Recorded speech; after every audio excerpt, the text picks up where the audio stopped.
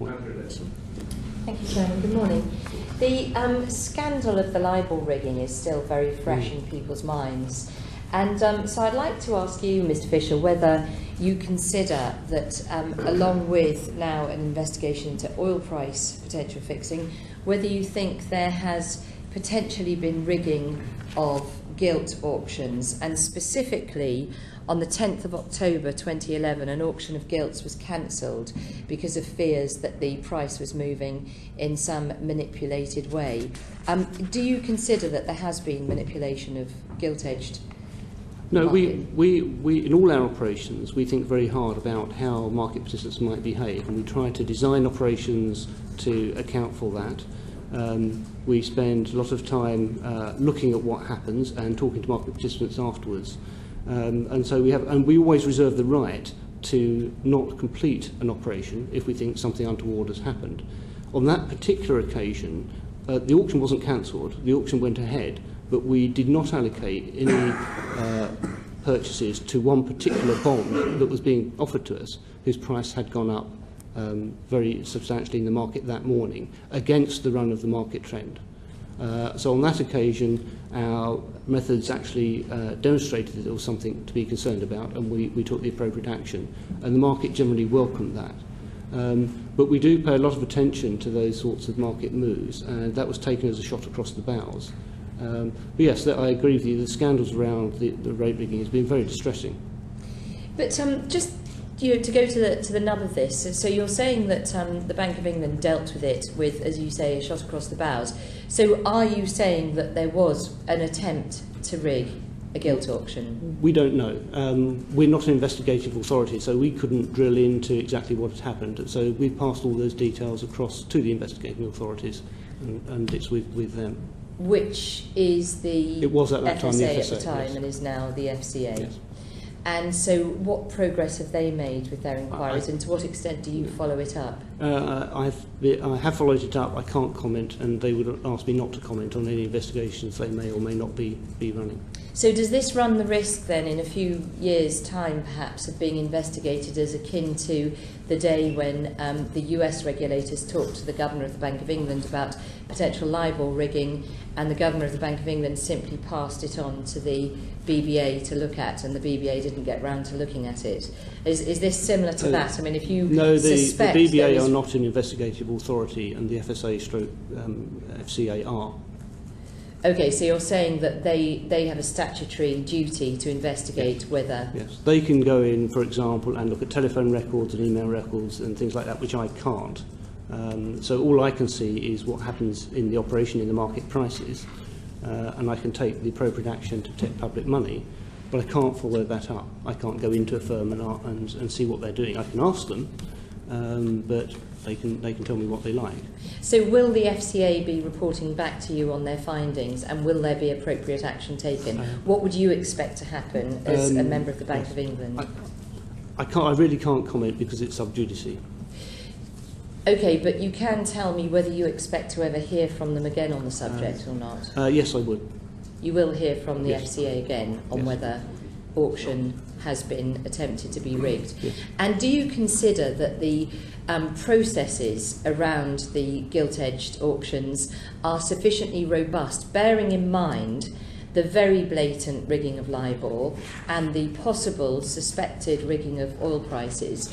Do you consider that the measures around the gilt-edged auctions ought to be investigated and tightened or changed? No, we've examined it regularly as we went, well before that particular incident in 2011.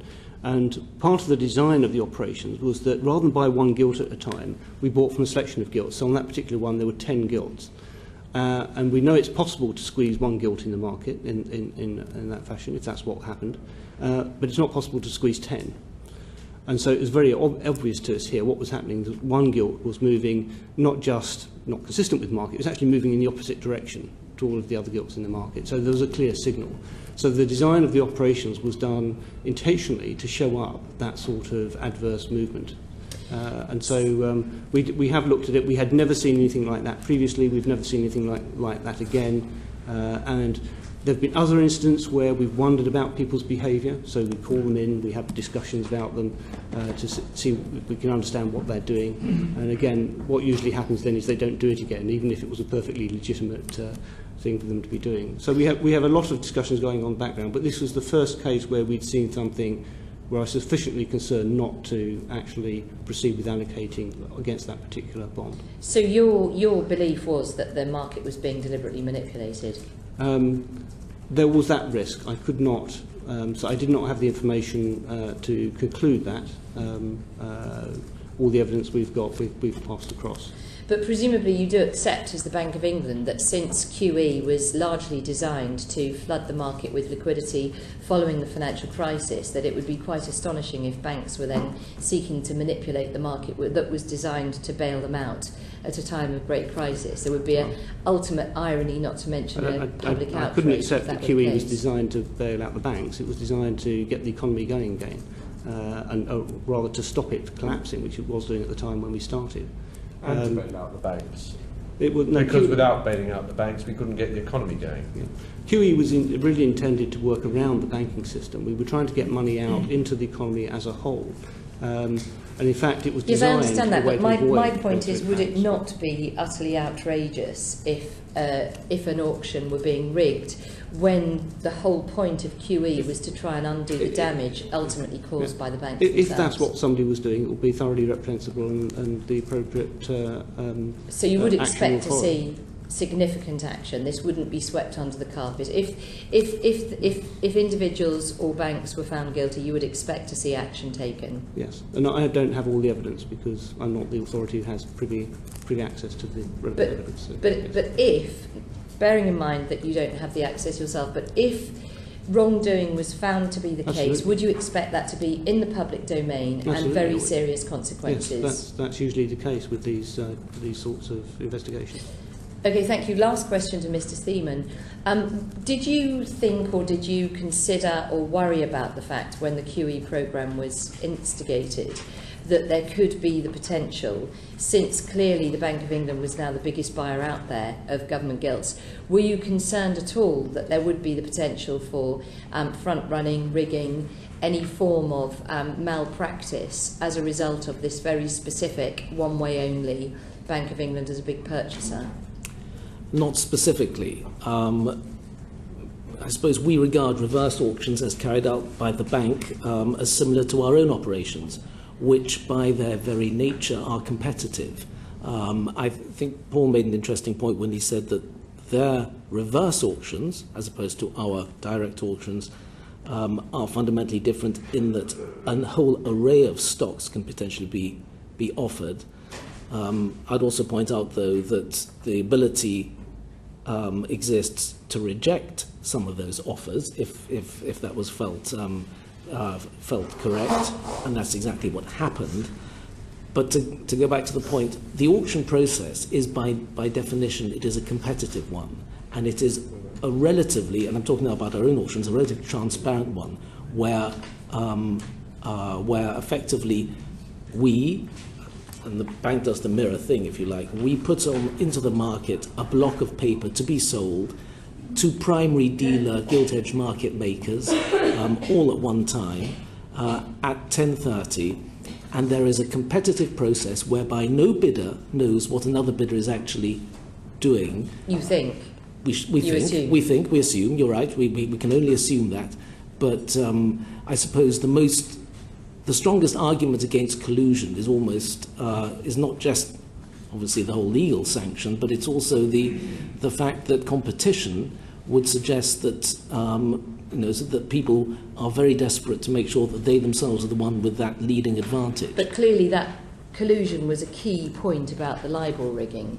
So the assumption that competition means there is no collusion doesn't hold true, does it, in the banking system? I'm not quite sure whether LIBOR there is exactly the right parallel, because an auction, as I say, is us effectively inviting bids, actually commercial bids, whereby we are asking people to put their money on the table.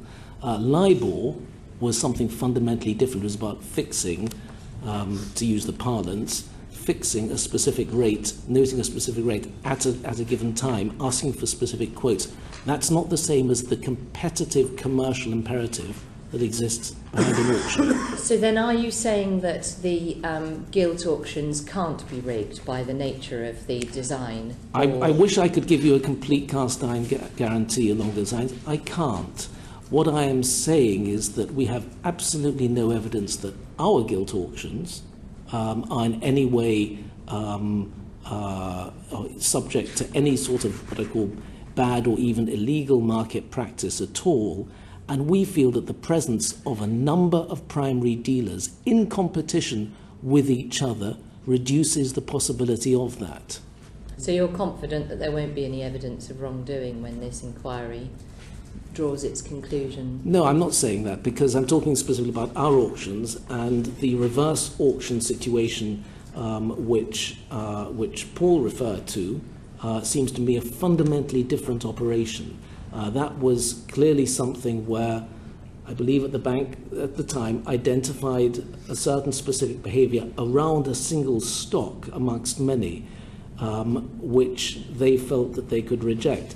There is one thing which I think, again, a parallel which we have, which is important, and that is that in our auctions, when we sell gilts, we also have an element of discretion. I'd also like to think that the DMO, it's not that element of discretion is if necessary. If we felt that we were receiving bids that were somehow in any way of not I would say, not just good quality, but was somehow tainted, for want of a better word, we would look at that very carefully, in the same way as the bank did with their reverse auctions.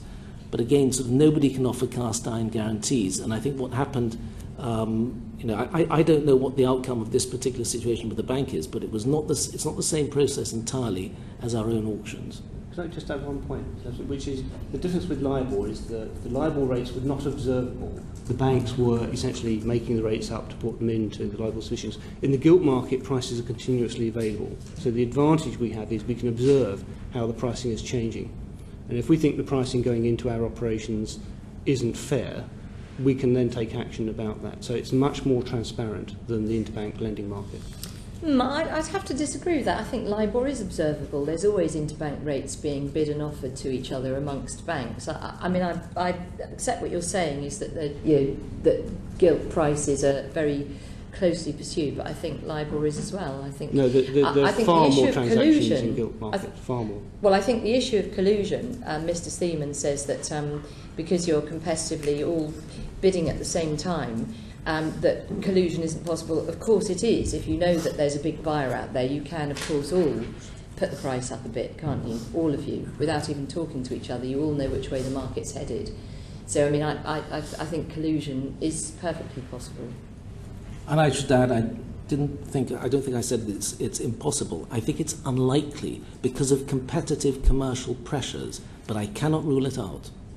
Andrea Leadsom has a quick rejoinder. Yeah, it's just in the immediate aftermath of the LIBOR scandal, I was quite astonished to see Sir Mervyn King quoted in a newspaper as saying he was amazed that anyone would manipulate LIBOR for the sake of a couple of basis points, which to me showed a fundamental lack of understanding about how the money markets work, because clearly that amounts to a significant sum.